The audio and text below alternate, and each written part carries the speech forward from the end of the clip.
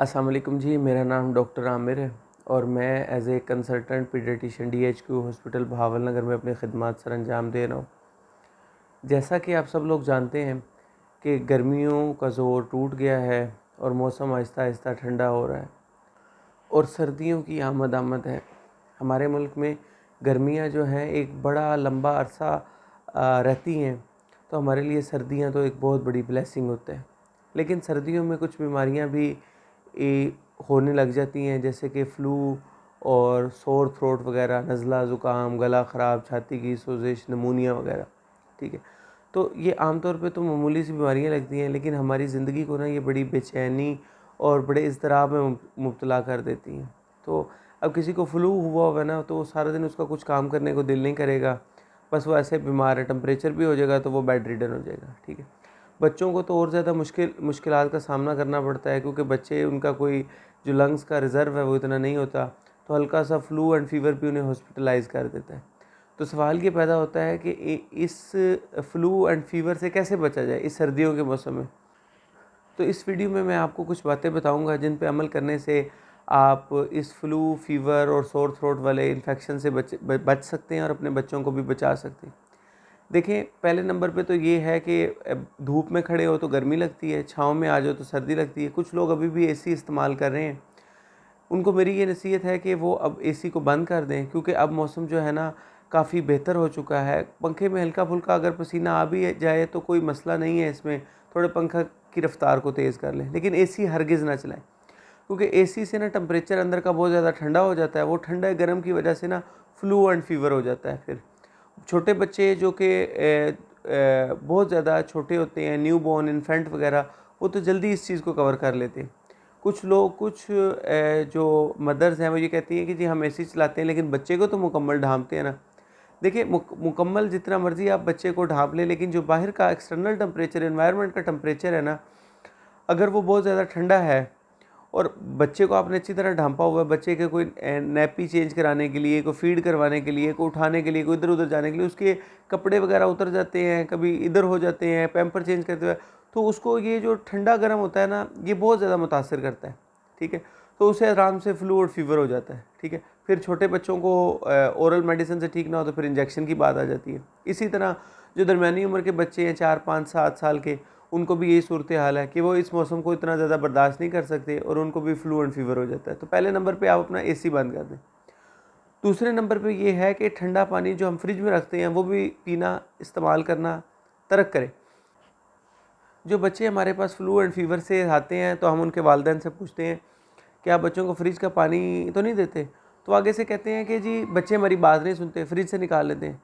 देखिए, मेरी बात सुने, बच्चे वो काम हरगिज़ नहीं करेंगे जिसका आप उन्हें कहेंगे।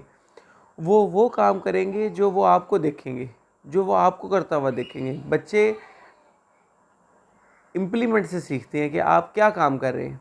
ठीक है, तो ख़ुद भी ना रखें और बच्चों को भी ना रखने दें। आपके भी जो सेहत है वो हमारे लिए इतनी ही अहम है जितनी बच्चों की। तो ख़ुद भी फ्रिज का जो ठंडा पानी है वो ना पिएं।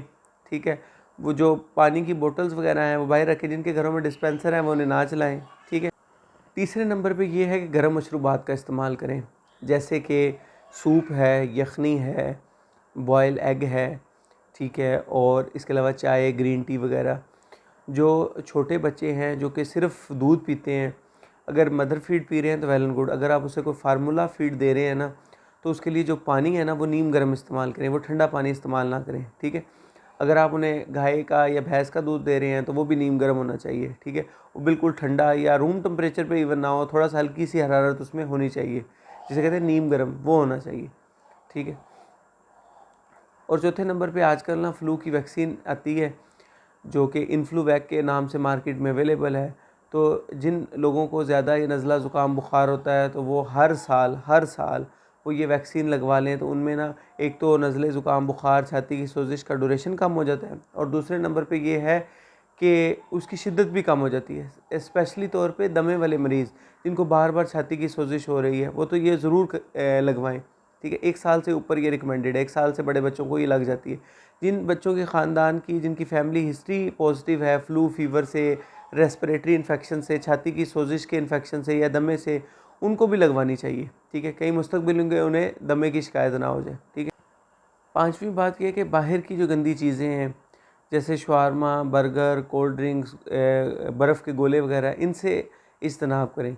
ठीक है, ये वक्ती तौर पे तो ऐसा लगता है जैसे बड़े अच्छी चीज़ें हैं, लेकिन इनका लॉन्ग टर्म नुकसान हो जाता है।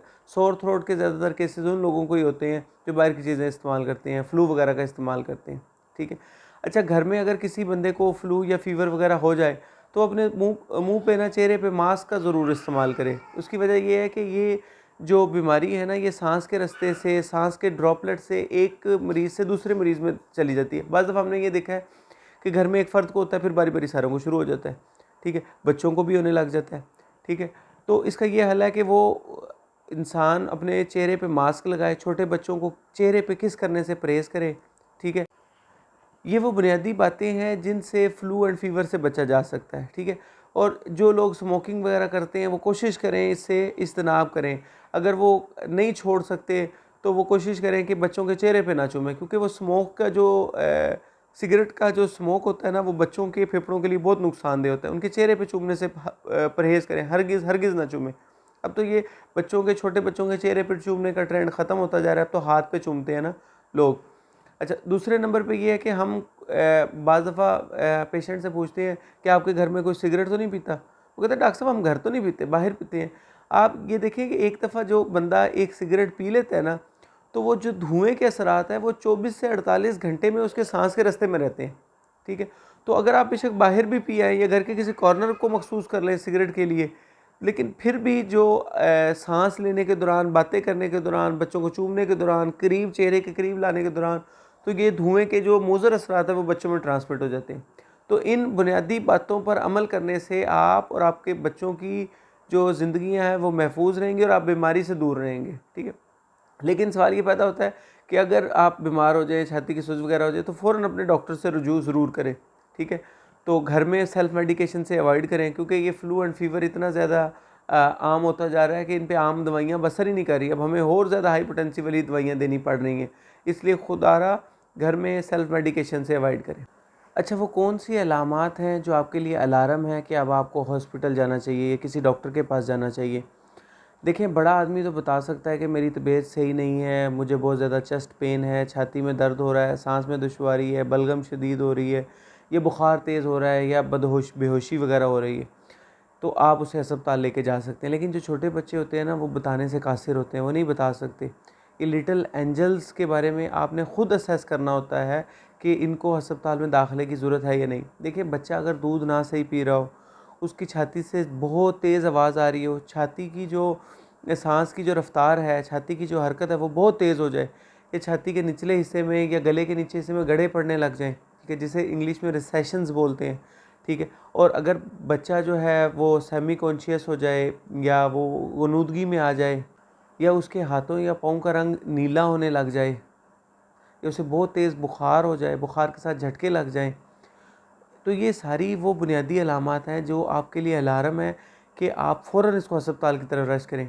हमारी क्लिनिकल प्रैक्टिस में कुछ ऐसे बच्चे भी आए हैं जो कि 3, 4, 5 दिन से उन्हें फ्लू एंड फीवर होता है, हल्का-हल्का, एकदम से तेज़ हो जाता है, और एकदम उनकी छाती में सोज़िश, साँस की रफ़्तार तेज़, और बुरा हाल, ओरली कुछ लेते नहीं हैं।